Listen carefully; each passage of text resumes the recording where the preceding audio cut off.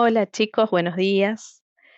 En la clase de hoy vamos a ver el pensamiento de uno de los sociólogos más importantes, que fue Emil Durkheim.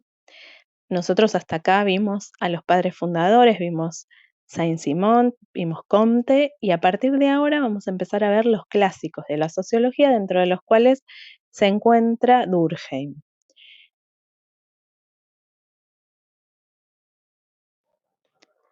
Acá vamos a ver un poco la biografía de Durkheim, que es el que está en la foto. Bueno, Durkheim nació en Épinal, que es una ciudad de Francia ubicada en la localidad de Lorena. Lorena queda al noreste de Francia. Nació en el año 1858 y murió en París en 1917. Él se crió en el seno de una familia judía, era hijo y nieto de rabinos. Así que se esperaba que también fuera un rabino, pero tuvo una infancia marcada por el proceso de laicización. ¿Qué fue este proceso? Bueno, fue un proceso por el cual el Estado francés le quitó a las órdenes religiosas el control de la educación y creó escuelas públicas de las cuales se hizo cargo el Estado. Entonces, en medio de este proceso, lo que le pasa a Durkheim es que va a terminar abandonando su dedicación al rabinato, o sea, no va a ser rabino como su papá y como su abuelo, y también va a dejar el judaísmo, cosa que fue un golpe duro para su familia. Él estudió filosofía en la Escuela Normal Superior de París, así que se recibió de filósofo, fue profesor en numerosas escuelas y universidades y además va a ser un sociólogo muy importante porque él se interesó por lo social y en 1895 va a crear el Departamento de Sociología en la Universidad de Burdeos y con esto le va a dar a la sociología un carácter de disciplina científica.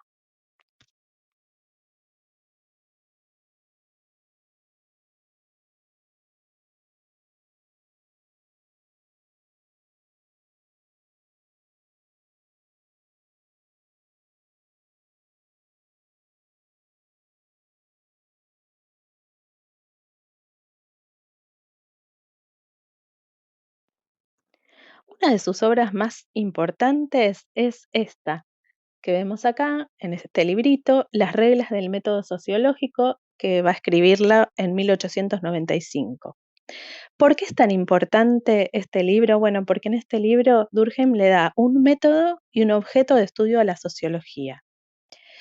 ¿Cuál va a ser el método que le da a la sociología? El método científico. Él dice que la sociología debe basarse en la observación, debe retirarse y separarse de el sentido común y debe observar.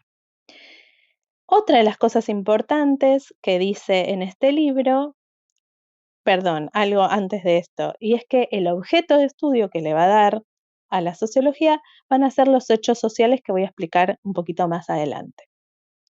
Bueno, otra de las cosas importantes que dice este libro es que la sociedad es superior a los individuos. O sea, que es más que la suma de ellos. Y por lo tanto, como es superior, tiene poder sobre ellos. Y da un ejemplo, él dice, así como la suma de dos átomos de hidrógeno y uno de oxígeno dan origen a algo superior, que es el agua, bueno, igual la suma de todos los individuos dan origen a algo superior, que es la sociedad.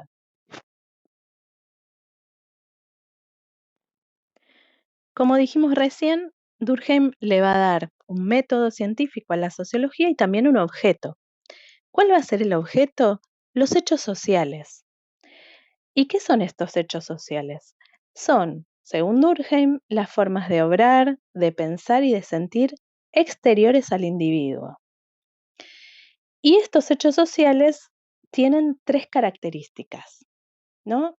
En primer lugar, que ya lo dije, que son exteriores al individuo, o sea, no son producidos por el individuo, son anteriores a él.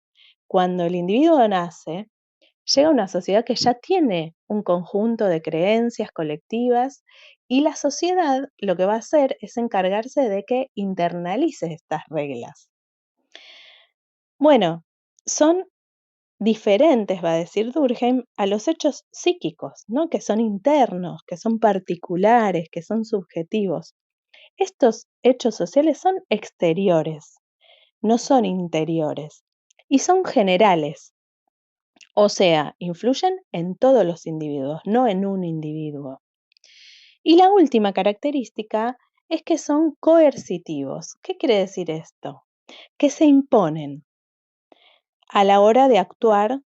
¿Y cómo se imponen? A partir de sanciones, por ejemplo, a partir de la desaprobación.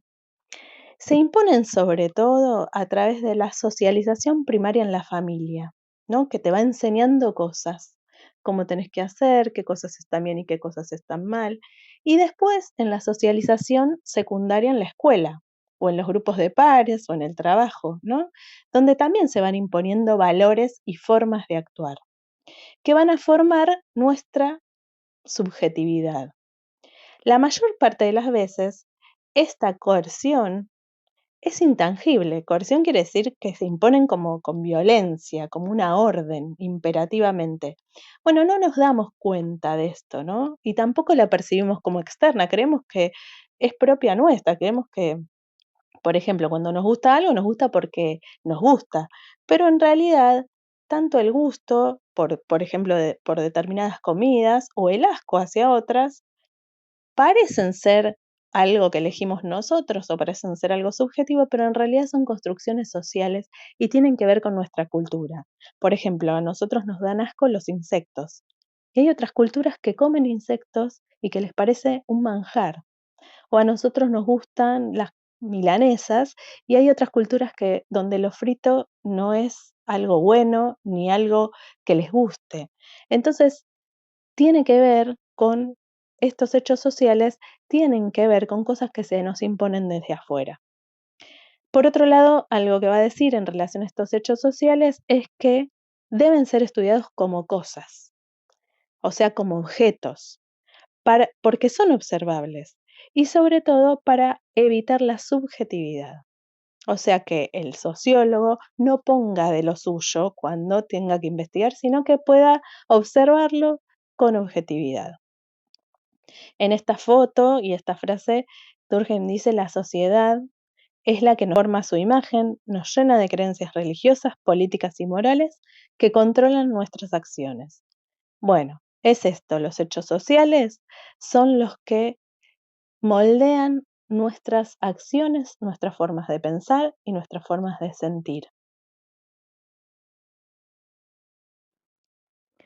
Acá aparecen distintas fotos con distintos tipos de hechos sociales, ¿no? Él lo que dice es que los hechos sociales son formas de conciencia colectiva y la conciencia colectiva son las creencias, los valores, los sentimientos compartidos por una misma comunidad.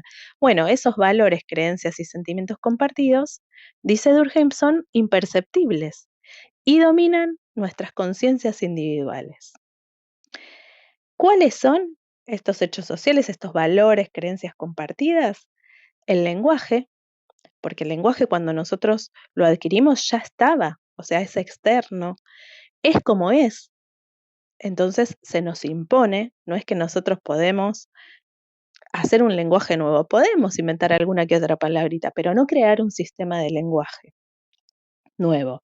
Eso se va creando como un hecho social en la construcción colectiva. Las leyes también cuando nacemos ya existen y se nos imponen y tenemos que seguirlas, y si no las seguimos hay un castigo. El trabajo también es algo que debemos hacer y que ya existe cuando nosotros aparecemos en el mundo. A la moda no la regulamos nosotros, se nos impone. La religión también nos propone un modo de vivir, un modo de creer, un modo de tener valores que no lo hacemos nosotros, sino que ya estaba cuando llegamos.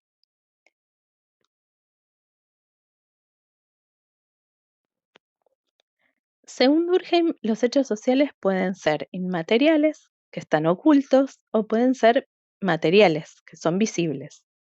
Dentro de los inmateriales estarían los valores, como por ejemplo el respeto, la honestidad, la dignidad, la empatía, la tolerancia, las normas, la moral. La moral, no sé si saben, pero son también costumbres y normas que se consideran buenas y que deben guiar nuestro comportamiento colectivo en sociedad.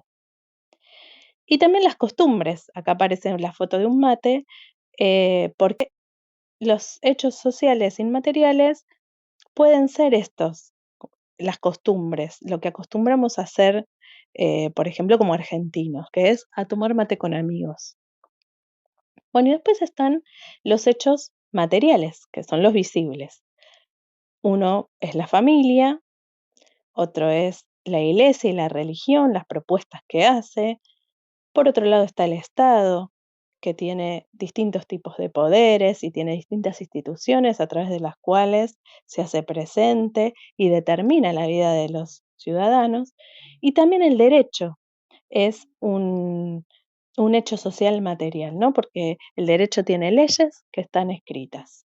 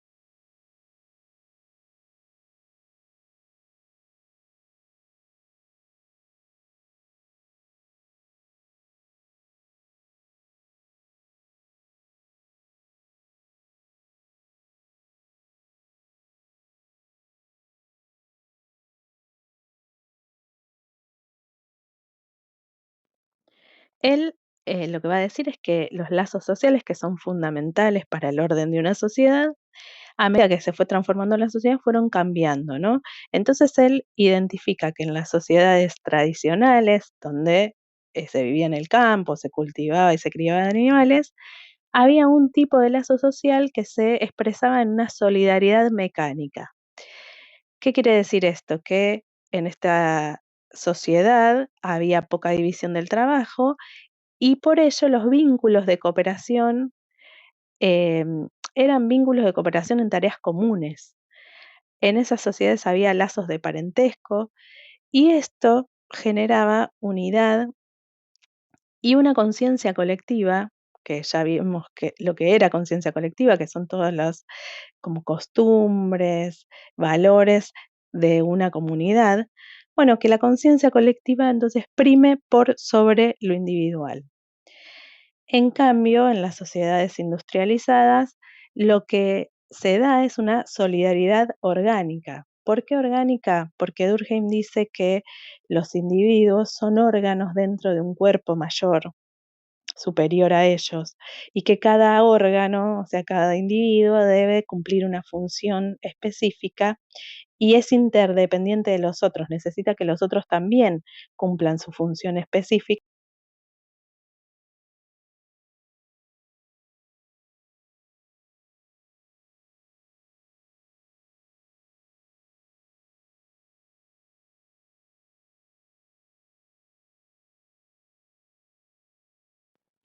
Se me cortó. Bueno, cumplan su función específica para que funcione todo el cuerpo. En esta solidaridad orgánica hay mucha división del trabajo. En estas sociedades industrializadas hay mucha división del trabajo. Todos tienen tareas diferenciadas. Hay más libertad porque hay diferenciación, pero, pero también hay más anomia, que quiere decir menos normas. Y esto lo que genera para Durkheim es un debilitamiento en los lazos comunitarios y en la conciencia colectiva, y por lo tanto un mayor desorden.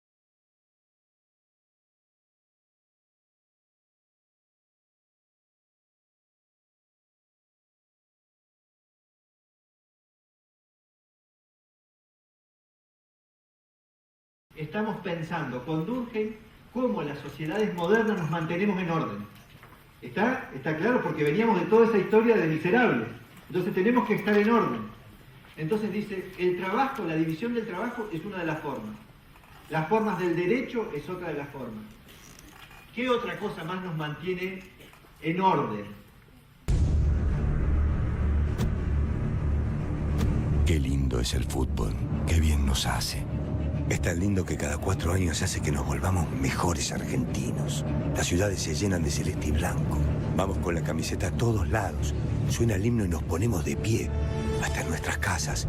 Y pobre del que no cante, ¿eh? Ahí sí, somos puntuales, generosos. Nos olvidamos de nuestras diferencias. Ahora somos todos amigos.